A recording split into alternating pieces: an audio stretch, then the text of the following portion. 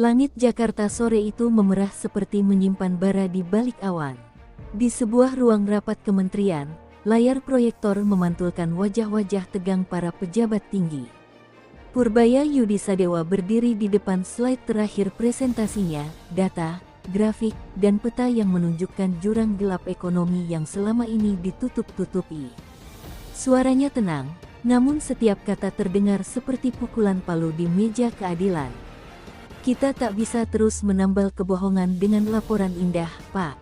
Rakyat sudah menunggu jawaban, ucapnya dingin. Luhut, duduk di kursi paling ujung, menatapnya dengan tatapan yang sulit diterjemahkan, antara kagum dan marah. Kau bicara seolah tahu segalanya, Bey, katanya pelan namun tajam. Tapi politik ini bukan soal benar atau salah. Ini soal bertahan hidup. Ruangan mendadak hening. Beberapa pejabat menunduk, pura-pura mencatat. Mereka tahu, pertemuan itu akan menjadi sejarah kecil yang menentukan arah besar bangsa. Purbaya menarik napas panjang. Kalau bertahan hidup harus mengorbankan masa depan negeri ini, maka biarlah saya mati di jalan ini, jawabnya lantang. Kalimat itu membuat Luhut mendongak, sementara beberapa staf muda menatap Purbaya dengan mata berbinar, seperti menemukan nyala baru di tengah kegelapan yang sudah lama mencekam. Usai rapat, kabar tentang keberanian Purbaya menyebar seperti api di ladang kering. Grup WhatsApp para ekonom, akademisi, hingga wartawan politik membicarakan satu nama, Purbaya Yudisadewa, si pemberontak berjas abu-abu. Ada yang menyebutnya gila, ada pula yang menyebutnya penyelamat baru negeri. Tapi di antara kekaguman itu, bayangan ancaman mulai merayap. Malamnya, di balkon rumah sederhana di Bilangan Depok, Purbaya duduk menatap langit. Angin membawa suara jangkrik dan jauh di kejauhan terdengar sirine kota yang tak pernah tidur. Ia tahu, langkah yang diambilnya hari ini akan mengubah segalanya, termasuk hidupnya sendiri. Tapi di balik kegelisahan itu, ada keyakinan yang lebih besar dari rasa takut, keyakinan bahwa kebenaran, sekali lahir, tak akan bisa dibungkam lagi. Di sisi lain kota, sebuah rapat tertutup digelar di markas besar kekuasaan. Luhut dan beberapa jenderal politik senior tengah membicarakan langkah-langkah pengamanan informasi. Nama Purbaya disebut lebih dari 10 kali malam itu. Anak itu terlalu berbahaya kalau dibiarkan, ucap salah satu suara berat di ujung meja. Ia tahu terlalu banyak, namun di luar segala perhitungan mereka, Purbaya telah memulai sesuatu yang tak bisa dihentikan. Rakyat mulai sadar, berita demi berita mulai bergulir, dan di dunia maya, tagar-tagar Purbaya berani menembus jutaan unggahan. Ia bukan lagi sekadar ekonom atau birokrat muda. Ia menjadi simbol, kecil, tapi menyala. Dan di tengah malam yang semakin pekat, pesan singkat masuk ke ponselnya, hati-hati, B. Mereka sudah bergerak, nama pengirimnya tak dikenal. Purbaya menatap layar itu lama, sebelum akhirnya tersenyum tipis. Kalau gelap sudah datang, gumamnya pelan, berarti terang tak jauh lagi. Pagi itu, kabar tentang presentasi Purbaya menghiasi hampir seluruh media alternatif. Video potongan pidatonya beredar di TikTok, X, dan YouTube, disertai narasi heroik dari rakyat yang mulai muak dengan kepalsuan birokrasi. Inilah suara yang kita tunggu, tulis salah satu akun populer. Namun di balik sorak-sorai dunia maya, ada ruang-ruang gelap yang sedang menyusun rencana pembalasan. Kekuasaan tidak pernah diam ketika dipermalukan di depan publik. Di kantor kementerian, suasana berubah drastis. Beberapa rekan Purbaya yang dulu sering menyapanya kini pura-pura sibuk setiap kali ia lewat. Ada bisik-bisik di lorong, ada tatapan yang mencurigakan. Satu persatu agenda rapatnya dibatalkan tanpa alasan. Bahkan akses datanya ke server utama diblokir diam-diam. Ia mulai merasakan tekanan yang halus, tapi nyata, tekanan dari tangan tak terlihat yang bekerja di balik layar negara. Luhut sendiri tampak tenang di depan kamera saat diwawancarai televisi nasional. Saya menghargai semangat anak muda seperti Purbaya, ujarnya tersenyum tipis. Tapi kita harus berhati-hati dengan narasi yang menyesatkan. Kalimat itu terdengar manis, Namun bagi mereka yang paham permainan kekuasaan, itu adalah peringatan halus bahwa badai sedang disiapkan. Sore hari, Purbaya menerima panggilan tak dikenal. Suara di ujung sana datar namun penuh tekanan. Kami tahu apa yang kau rencanakan. Berhenti sekarang, sebelum semuanya terlambat. Telepon terputus. Ia menatap ponselnya lama-lama, lalu meletakkannya di meja. Di luar, hujan turun pelan, membasuh kaca jendela seakan langit ikut berkonspirasi dalam keheningan itu. Namun di tengah ancaman yang datang bertubi-tubi, sebuah dukungan diam-diam mulai tumbuh. Sejumlah akademisi, mahasiswa, dan aktivis mulai menggelar diskusi bertajuk Gerakan Transparansi Nasional dengan poster bergambar wajah Purbaya. Mereka menyebutnya simbol harapan baru. Di kampus-kampus, namanya dibicarakan bukan sebagai pejabat, tapi sebagai pejuang. Di balik semua itu, Prabowo, tokoh besar yang selama ini diam, akhirnya turun tangan. Dalam rapat tertutup bersama para menterinya, ia berkata singkat, kalau data yang dia tunjukkan benar, berarti kita punya masalah besar. Tapi kalau salah, maka dia harus dihentikan. Tak ada yang berani menimpali. Hanya tatapan tegang yang berpindah dari satu wajah ke wajah lain. Malamnya, rumah Purbaya diterangi cahaya redup dari lampu ruang tamu. Ia duduk sendirian di depan laptop, membuka berkas-berkas rahasia yang dulu sempat ia salin. Data yang bisa menjatuhkan siapapun, bahkan mungkin seluruh sistem itu sendiri. Tangannya gemetar. Ia sadar, sekali data ini keluar, tak ada jalan kembali. Tapi di kepalanya bergema satu suara, kebenaran tak akan lahir dari ketakutan. Di luar rumah, mobil hitam berhenti perlahan di seberang jalan. Dua sosok berpakaian gelap keluar tanpa suara. Salah satunya menyalakan rokok, sementara yang lain berbicara lewat radio kecil. Target di lokasi, perintah menunggu konfirmasi. Sementara itu, di dalam, Purbaya menatap layar laptopnya dan menekan tombol upload. Seketika sinyal internet rumahnya terputus. Layar laptop Purbaya menampilkan pesan error, connection loss. Ia mencoba mengulang, tapi sia-sia. Lampu di rumahnya tiba-tiba meredup, lalu padam.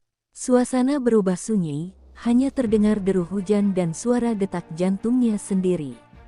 Ia tahu ini bukan pemadaman biasa, seseorang sedang memutus alur komunikasi, mengisolasinya.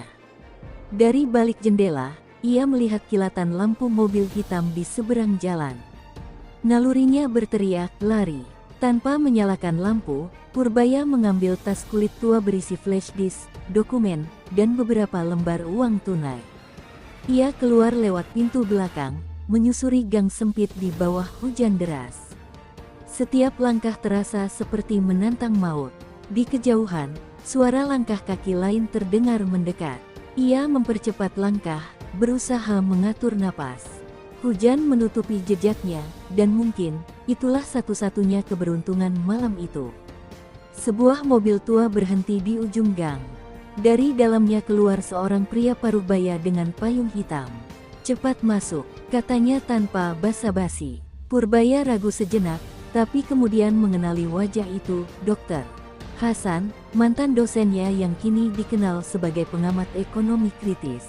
Mereka sudah memblokir semua aksesmu, ujar Hasan sambil menyalakan mesin. Aku sudah tunggu sejak sore. Aku tahu mereka akan bergerak malam ini. Mobil melaju kencang menembus hujan. Di dalamnya, Purbaya duduk terdiam. Hasan menjelaskan bahwa data yang ia pegang mengancam jaringan besar yang melibatkan pejabat, pengusaha, bahkan lembaga keuangan internasional. Mereka akan menghapusmu, B. Secara fisik, dan secara digital, kata Hasan lirih. Berhati-hatilah. Setelah ini, kau bukan siapa-siapa di mata negara. Di markas intelijen, seorang pria berseragam membuka layar besar berisi peta digital. Titik merah yang melambangkan lokasi Purbaya baru saja menghilang. Dia lepas, lapornya pada seseorang di balik meja. Luhut berdiri di sana, wajahnya dingin. Tidak ada yang benar-benar hilang, katanya pelan. Cari sampai dapat. Dunia ini terlalu kecil untuk bersembunyi dari kekuasaan. Sementara itu, di sebuah rumah sederhana di pinggiran Bogor, Hasan membuka laptop lain. Kita masih punya waktu beberapa jam sebelum mereka lacak lagi, ujarnya. Ia mulai memindahkan data Purbaya ke server luar negeri. Di layar, progres bar berjalan perlahan. 10%, 25%, 47%.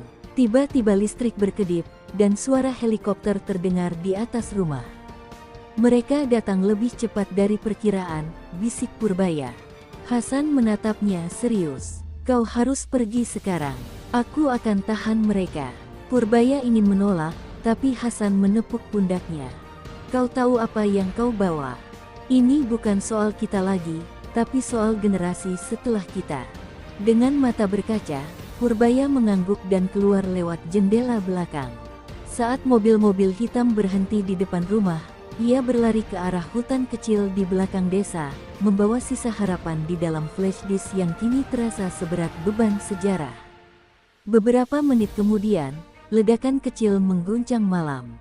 Rumah itu terbakar, dan helikopter naik kembali perlahan. Dari balik pohon, Purbaya menatap api yang melahap segalanya, termasuk satu-satunya orang yang tadi menyelamatkannya. Ia menutup mata, menggenggam flash disk itu erat. Kau benar, Pak, bisiknya pelan, ini bukan soal aku lagi. Hujan berhenti menjelang subuh. Di balik kabut tipis, Purbaya berjalan menyusuri jalan setapak di pinggiran hutan. Bajunya basah kuyup, sepatunya berat oleh lumpur, tapi genggamannya pada flash disk tak pernah longgar. Di setiap langkah, ia mendengar gema kata-kata Hasan yang terakhir, ini bukan soal kita lagi. Kini, satu-satunya yang ia pikirkan adalah bagaimana memastikan kebenaran itu sampai ke tangan rakyat, sebelum kekuasaan menghapusnya selamanya. Purbaya akhirnya tiba di sebuah gubuk kecil di tepi desa Ciburial. Di sana, ia disambut oleh seorang perempuan muda berjaket hitam yang sudah menunggunya. Kau Purbaya? Tanyanya singkat. Aku Rani. Hasan menyuruhku menjemputmu kalau sesuatu terjadi. Tatapannya tegas, tapi matanya menyimpan duka. Ia membuka pintu dan memperlihatkan ruang kecil berisi komputer, radio, dan peta jaringan digital. Selamat datang di bawah tanah, katanya pelan. Rani adalah bagian dari kelompok rahasia bernama Gerakan Sadar Data, kumpulan mantan jurnalis, programmer, dan aktivis yang selama ini mengumpulkan bukti kejahatan ekonomi dan korupsi tingkat tinggi.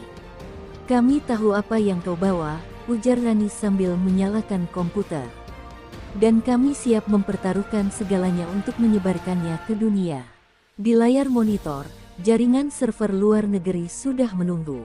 Tapi kita harus cepat, mereka pasti sedang melacak sinyal dari flash disk itu. Sementara itu, di Jakarta, ruang kendali intelijen bekerja tanpa henti. Seorang operator melaporkan, sinyal data Purbaya muncul sebentar di Bogor, lalu hilang lagi. Luhut menatap layar dengan mata lelah namun penuh amarah. Jangan hanya cari sinyalnya, cari orang-orang yang membantunya. Dunia ini penuh idealis bodoh yang pikir bisa melawan sistem, katanya dingin. Dalam hatinya, ia tahu bahwa perlawanan Purbaya sudah berubah dari ancaman pribadi menjadi gerakan nasional. Di desa kecil itu, Purbaya duduk di depan komputer bersama Rani. Ia membuka file utama berisi laporan rahasia, skema aliran dana gelap, proyek fiktif, dan manipulasi besar-besaran terhadap ekonomi rakyat. Ini bukan sekadar korupsi, ujar Rani tertegun. Ini perampokan yang dilegalkan. Purbaya mengangguk pelan. Dan inilah alasan kenapa aku tak bisa diam. Dalam diam mereka bekerja, mengunggah file demi file ke server cadangan di berbagai negara. Menjelang malam, listrik kembali padam. Rani menatap keluar jendela. Mereka sudah menemukan kita. Purbaya meraih flash disk dan segera mematikannya. Kita pindah sekarang. Mereka keluar melalui pintu belakang, melewati sawah dan semak, hanya diterangi sinar bulan. Di kejauhan, terdengar deru mesin mobil mendekat. Lampu sorot menembus gelap, mencari dua bayangan yang berlari membawa kebenaran. Mereka berhasil sampai ke sungai kecil di ujung hutan. Rani menarik napas berat. Aku tahu tempat aman di Bandung. Tapi kita harus jalan kaki sampai fajar. Purbaya menatapnya dengan rasa kagum dan terima kasih. Di balik segala ketegangan, ia sadar perjuangan ini kini bukan lagi miliknya seorang diri. Ada banyak jiwa yang memilih berdiri bersamanya, meski tahu bahaya menunggu di setiap sudut. Sementara itu, di media sosial, gerakan tagar kebenaran untuk rakyat mulai trending. Wajah Purbaya muncul di ribuan unggahan, disertai kutipan, "Kebenaran tak akan lahir dari ketakutan." Dunia digital mulai bergolak, kekuasaan yang dulu tampak tak tergoyahkan kini mulai retak dari dalam. Dan di tengah malam yang sunyi, dua sosok berjalan dalam gelap, membawa secercah cahaya yang siap menembus tembok kekuasaan. Pagi itu, seluruh negeri diguncang berita yang tak bisa dibungkam lagi. Ratusan dokumen rahasia pemerintah muncul serentak di berbagai situs luar negeri. Laporan keuangan, data proyek, dan nama-nama besar terpampang jelas di layar publik. Dalam hitungan jam, media internasional menyorot Indonesia, krisis integritas nasional. Tak seorang pun tahu bagaimana data itu bisa keluar, tapi satu nama kembali muncul di setiap berita, Purbaya Yudi Sadewa. Di istana, situasi berubah menjadi darurat. Rapat tertutup digelar sejak dini hari. Luhut duduk di sebelah Prabowo yang wajahnya keras menahan amarah. "Kita kehilangan kendali," ujar Luhut pelan. "Publik sudah membaca semuanya." Prabowo menatap layar televisi yang menampilkan gelombang demonstrasi mahasiswa di depan gedung DPR. "Siapapun yang melakukannya," katanya dingin, "akan kita kejar sampai ke ujung dunia." Tapi dalam hatinya, ia tahu, yang mereka lawan bukan hanya satu orang, melainkan api kesadaran yang mulai membakar seluruh negeri.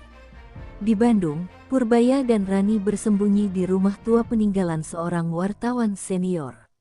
Mereka memantau berita melalui laptop bekas yang tersambung ke jaringan rahasia. Saat melihat tayangan massa membawa poster bergambar wajahnya, Purbaya terdiam. "Aku tak pernah ingin jadi pahlawan," katanya pelan. Rani menatapnya, "Kadang, kebenaran memilih pahlawannya sendiri, B." Di luar, suara massa menggema, "Turunkan koruptor. Hapus sistem busuk." Namun euforia itu dibalas dengan kekerasan. Malam harinya, aparat menembakkan gas air mata ke arah demonstran. Beberapa aktivis ditangkap, dan media arus utama mulai menggiring narasi baru, Purbaya dalam kekacauan. Sebuah perburuan digital dimulai. Wajahnya dipajang di setiap stasiun, setiap portal berita. Pemerintah mengumumkan bahwa ia menjadi tersangka penyebaran rahasia negara. Sementara itu, di dunia maya, para netizen justru menyebutnya sang pembuka tabir. Di antara kekacauan itu, Purbaya menerima pesan rahasia dari seseorang yang menamakan diri Orion. Pesan itu berisi lokasi aman dan satu kalimat, "Masih ada orang di dalam sistem yang percaya padamu." Ia dan Rani memutuskan mengikuti petunjuk itu, karena pilihan lain berarti mati. Mereka tahu, setiap langkah kini diawasi, setiap suara bisa berarti jebakan. Sementara itu, di Jakarta, Luhut semakin gelisah. Ia menyadari bahwa data yang bocor bukan hanya merusak nama pemerintahan, tapi juga mengungkap jejak hitam yang selama ini ia lindungi. "Jika Purbaya masih hidup, semuanya belum selesai," katanya kepada timnya. Ia memerintahkan operasi besar-besaran. Drone, intel, dan jaringan digital digerakkan untuk memburu dua bayangan yang kini menjadi legenda hidup. Di sisi lain, Rani berusaha menenangkan Purbaya. "Kita sudah mengguncang sistem," katanya. "Sekarang waktunya melindungi kebenaran itu dari manipulasi." Tapi Purbaya hanya menatap layar, melihat wajah-wajah rakyat di jalan yang mengibarkan poster dengan namanya. Ia merasa bersalah sekaligus haru. "Mereka berjuang untuk sesuatu yang lebih besar dariku," bisiknya. "Mungkin inilah harga dari kebenaran." Malam itu, mereka tiba di sebuah rumah tua di perbukitan Garut, tempat yang disebut dalam pesan Orion. Di sana, mereka menemukan seseorang yang menunggu, lelaki tua berambut putih dengan wajah yang tenang. "Kau datang juga," katanya sambil menatap Purbaya. Aku pikir kau sudah menyerah. Purbaya menatapnya ragu. Siapa kau? Lelaki itu tersenyum tipis. Aku orang yang dulu membantu membangun sistem ini. Sekarang, aku ingin menghancurkannya. Lelaki tua itu memperkenalkan dirinya dengan suara pelan namun tegas. Namaku Rahman, tapi di dunia mereka, aku dikenal sebagai Orion. Ia menatap Purbaya dan Rani dengan mata penuh rahasia. Aku dulu bagian dari sistem itu, perancang utama jaringan data nasional. Aku tahu setiap pintu, setiap kebohongan yang mereka sembunyikan. Ucapannya membuat udara di ruangan seolah menegang. Dan aku tahu bagaimana menghancurkannya dari dalam. Purbaya menatapnya tak percaya. Kau, bagian dari mereka. Rahman mengangguk pelan. Dulu aku percaya bahwa kekuasaan bisa digunakan untuk kebaikan.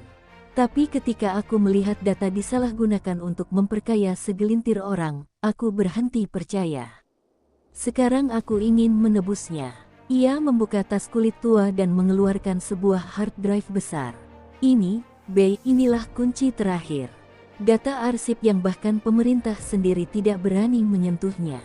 Rani membuka laptop dan menyalakan sistem keamanan digital. File demi file terbuka, menampilkan nama-nama besar pejabat, pengusaha, dan lembaga asing yang selama bertahun-tahun mengatur arah kebijakan nasional demi kepentingan mereka. Purbaya menatap layar itu lama. Jika ini keluar, katanya lirih, negara bisa runtuh. Rahman tersenyum getir. Kadang, untuk membangun yang baru, yang lama harus runtuh dulu. Di saat yang sama, di Pusat Komando Jakarta, Luhut menerima laporan bahwa sinyal aktivitas Purbaya kembali muncul, kali ini dari wilayah Garut. Mereka terjebak, katanya datar. Ia menekan tombol di meja, kerahkan tim darat dan udara. Jangan ada yang lolos kali ini. Di luar ruangan, Prabowo berdiri diam menatap layar televisi yang menyiarkan demonstrasi di seluruh kota. Dalam hatinya muncul kegelisahan aneh, seolah ia tahu, apapun yang akan terjadi malam ini akan mengubah sejarah bangsa.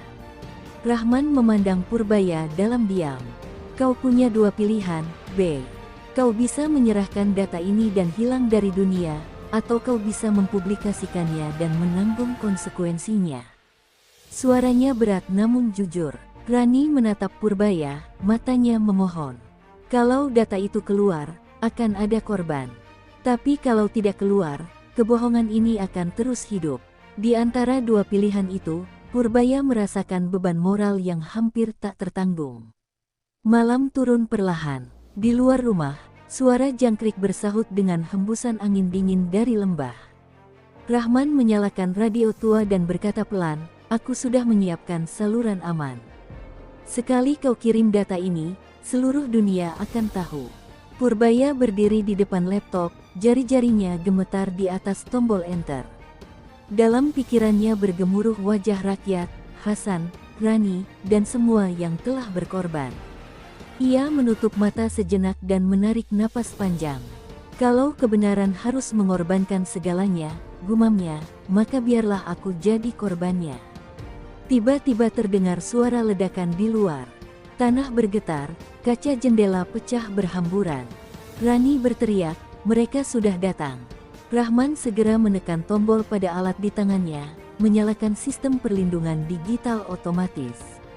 "Cepat, kirim sekarang," teriaknya. Purbaya menekan enter tepat saat pintu rumah dihantam keras dari luar. File mulai terkirim, 5%, 10%, 20%. Suara tembakan terdengar semakin dekat.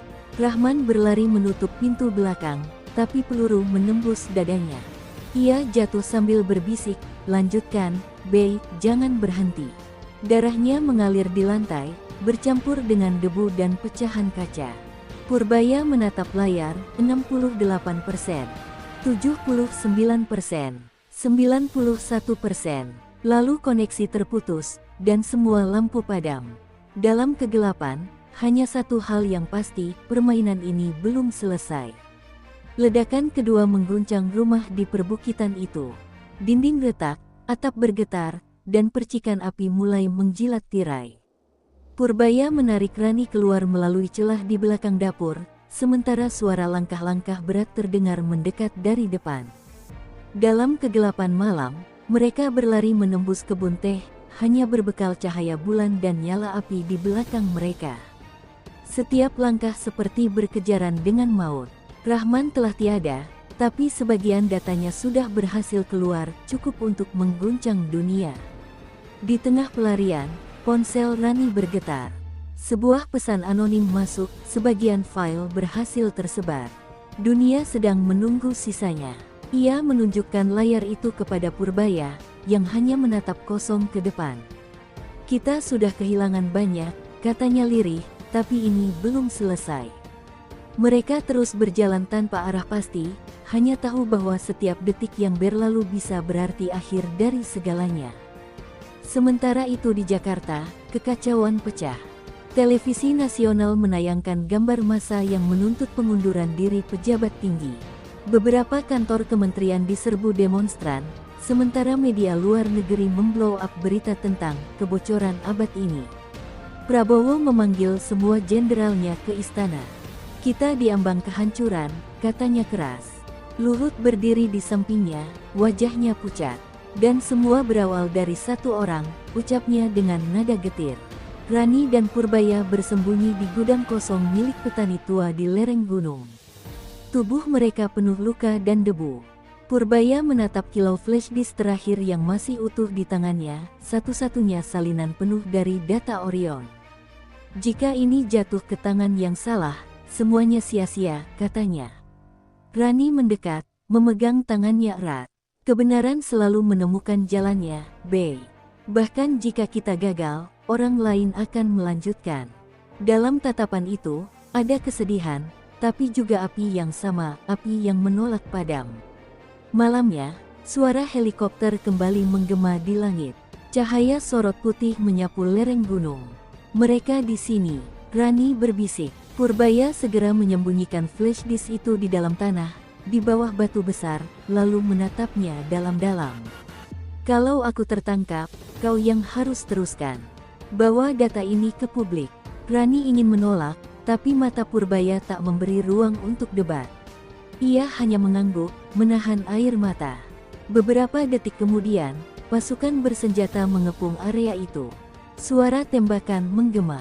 Purbaya menjerit, lari, Rani. Sekarang, ia berlari ke arah berlawanan, memancing perhatian mereka. Peluru menembus udara, menyalak dalam malam dingin.